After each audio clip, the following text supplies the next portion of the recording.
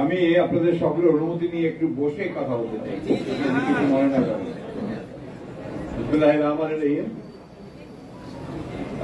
ঢাকা বারে সম্মানিত আইনজীবীদের আয়োজিত আজকে বাংলাদেশের এই অবিসংবাদিত নেতা, যিনি বাংলাদেশের স্বাধীনতার ঘোষণা দিয়েছিলেন, বহুদলীয় গণতন্ত্রের পুনঃপ্রবর্তন করেছিলেন এবং একটি সমৃদ্ধ অর্থনীতির স্থপতি শহীদ প্রেসিডেন্ট জিয়া রহমান বীর উত্তমের শাহাদাত বার্ষিকী উপলক্ষে আপনারা এই আলোচনার অনুষ্ঠান আয়োজন করেছেন।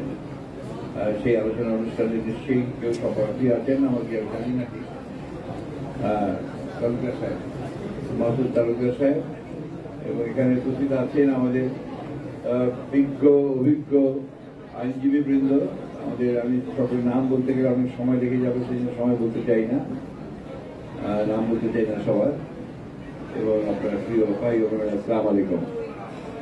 আসলে সময়টা খুবই কম, এমন একটা সময় আপনারা বেছে নিয়েছেন যে সময় এখন কথা বলা মানে আমাদের ক্ষতি। আমাদের ক্ষতি সব মানে আপনার লোকজন তো সব আমাদের বিএনপি, তাদের মামলা মোকদ্দমা আছে এখনো, তো সেখানে আপনারা যদি হাজির না হন সেখানে আমরা সাপোর্ট করবো। তো সেই জন্য বেশি কথা বলার কোনো প্রয়োজন নেই। আমি দু একটা কথা বলে শেষ করবো। সকাল থেকে আওয়ামী লীগের এত রাগ কেন? এই শহীদ জিয়া রহমানের উপরে রাগ, বিএনপির উপরে তো রাগ আছেই। রাগের কারণ একটা হচ্ছে যে আওয়ামী লীগ যেখানে ব্যর্থ হয়েছে, শেখ মুজিব যেখানে ব্যর্থ হয়েছেন, ওইখানে জিয়াউর রহমান সফল হয়েছে, ওইখানে বিএনপি সফল হয়েছে। সেই কারণে ওদের রাগটা এত বেশি। এই দেশে যখন মুক্তিযুদ্ধ শুরু হয় তখন তো মানুষ আশা করেছিল যে এবার স্বাধীনতার ঘোষণা আসবে, তারা নেতৃত্ব দেবেন, তারা সামনে থাকবেন। সেটা না দিয়ে যখন পাক হানাদার বাহিনী আক্রমণ করলো তখন কিন্তু তারা পালিয়ে গিয়েছিলেন, দেশ ছেড়ে পালিয়ে গিয়েছিলেন। আর তাদের নেতা সেদিন পাক সেনার হানাদার বাহিনীর কাছে কিন্তু আত্মসমর্পণ করেছিলেন।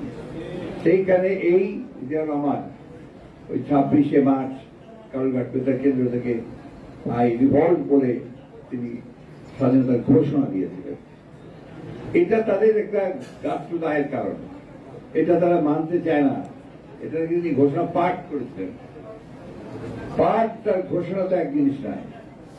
পাঠটা হয় যে কেউ লিখে দিলে তারপরে সেটা পাঠ হয়। উনি তো যেটা প্রথম ঘোষণা দিয়েছিলেন সেটা সম্পূর্ণ নিজেই দিয়েছিলেন। I major Zia on behalf of book আমি ডিক্লেয়ার ইন্ডিপেন্ডেন্স অফ বাংলাদেশ। এই যে আপনারা প্রক্লেম করেছিলেন, এটাই ছিল আপনার সেখানকার স্বাধীনতা যুদ্ধের শুরু এবং সেই প্রাণিত মানুষ যুদ্ধ ঝাঁপিয়ে পড়েছিল। পরবর্তীকাল ইতিহাস আপনারা জানেন, দীর্ঘ 9 মাস লড়াই হয়েছে, যুদ্ধ হয়েছে। অনেকেই আপনার ওই ভারতবর্ষ থেকে যুদ্ধ করেছেন। দেশের মধ্যে যুদ্ধ করা আওয়ামী লীগের মধ্যে সংখ্যা ছিল খুব কম। আর আমাদের নেত্রী দেশনেত্রী বেগম খালেদা জিয়া যেদিন প্রেসিডেন্ট জিয়া স্বাধীনতা ঘোষণা করেন সেদিন থেকেই তিনি লড়াই শুরু করেছেন। এই জন্য আমি তাকে বলি যে প্রথম নারী মুক্তিযোদ্ধা। এবং তিনি ঢাকায় আসার পরে তিনি পাকিস্তানের কারাগারে বন্দী ছিলেন দীর্ঘ 9 মাস। প্রিয় বন্ধুরা, শহীদ প্রেসিডেন্ট জিয়া রহমান শুধু যুদ্ধ ঘোষণা করে ক্ষান্ত হননি। তারপর আবার 1975 সালে যখন সিপাহী বিপ্লবের জনতার মধ্য দিয়ে তাকে আবার রাষ্ট্রপ্রধানের দায়িত্ব দেওয়া হল, সেই দায়িত্বে এসে তিনি প্রথমেই যে কাজটি করলেন, আওয়ামী লীগ সবচেয়ে যে অপকর্মটি করেছিল, সমস্ত দলকে নিষিদ্ধ করে দিয়ে, পত্র পত্রিকা বন্ধ করে দিয়ে একদলীয় শাসন ব্যবস্থা বাকশাল প্রতিষ্ঠা করেছিল।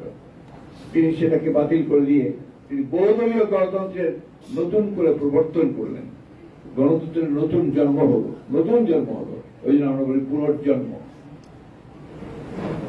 আওয়ামী লীগ গণতন্ত্রকে হত্যা করেনি, তারা আপনারা সবচেয়ে ভালো জানেন সংবিধান।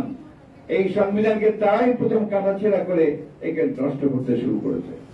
তার প্রথমে করেছে বিশেষ ক্ষমতা আইন, তারপর করেছে জরুরি অবস্থা, আর তারপরে আর কিছুদিন নিয়ন্ত্রণ করতে পারছিল না দেশ। চুরি দুর্নীতি চরম পর্যায়ে উঠেছিল, দুর্ভিক্ষ হয়েছিল দেশে, তখন তারা একদল